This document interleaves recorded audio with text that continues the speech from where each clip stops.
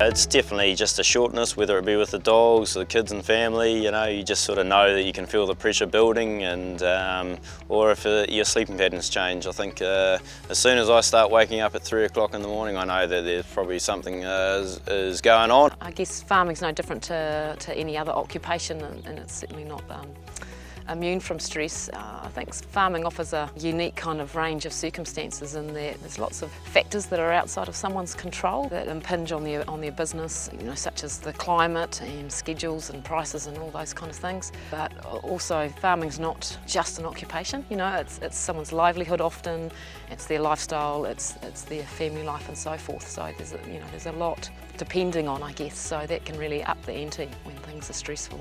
Everybody feels under stress or has demands that outweigh their ability to cope at some point, because that's really what definition of stress that people sort of think of, really, and things can feel a little bit out of control. So at the lower end of the spectrum, I guess it is things like, you know, having a short fuse, feeling tired, losing a little bit of motivation.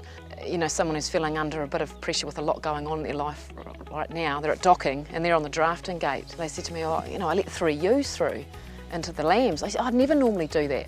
And I said, that's okay, that's just a symptom of stress right now. You can't fully focus and concentrate, your mind's kind of drifting off.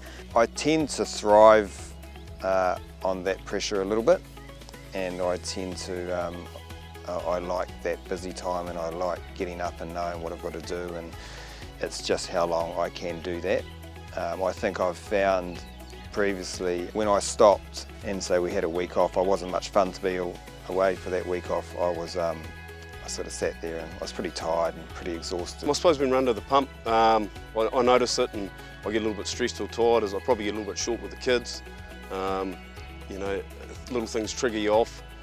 Dogs, you know, things just don't quite go right, and the whole day becomes a nightmare, you know, so I think that's when you really notice it. When people are under a lot of demands and so forth, the things that go out the window are the factors that we know are actually keep us well. They're not whiffly-waffly stuff, they're actually stuff that's been proven with research about what we know keeps people well. So they're things like, you know, socialising and connecting with other people, their exercise, your nutrition, you know, continuing to learn stuff, continuing to contribute, and also doing enjoyable activities. So that's off-farm stuff. I'd say, look, one of the biggest things is injecting recovery periods, and by that I mean little wee small breaks in your day and in your week. So yeah, taking time for lunch, taking time to on your week-to-week basis where you might be joining a local sports club. I mean, that's a little thing, but if you think about, like, when someone plays a team or a club sport, those wellness factors, how many does it tick off? So you're connecting with other people, you're getting some physical exercise, you're having a break from the farm,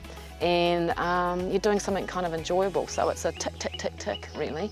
Yeah, I need to work on the exercise. I'm playing social sport at the moment. The body's too old and broken for rugby, so I play social soccer now with a bunch of ex-rugby players, and yeah, that's great to just get out there and have a run around, you know, really work up a bit of a sweat, and then go and enjoy everyone's company afterwards. So it's good to be involved in the community. Been coaching the Gladstone rugby team for the last 9 years with the eldest, and now we're back into the youngest, so we've started again, and it's enjoyable. I love Saturday mornings. I mean, Saturdays are my day. Well, as a family, we try to we try to involve each other all on the farm, and the kids get out riding motorbikes and mountain bikes, and there's a few horses there that they heck around on. We try to spend time off farm, especially with kids sports and that at this stage, where we do a lot of in the tennis club and the hockeys. It's not like a job in town where you leave it at town, you're here, you go out, you're seeing the stock and so forth. So you need respite from that, so you need little breaks. So, you know, going to motocross, hunting, going to your kids' sport and so forth, those enjoyable activities are really, really important.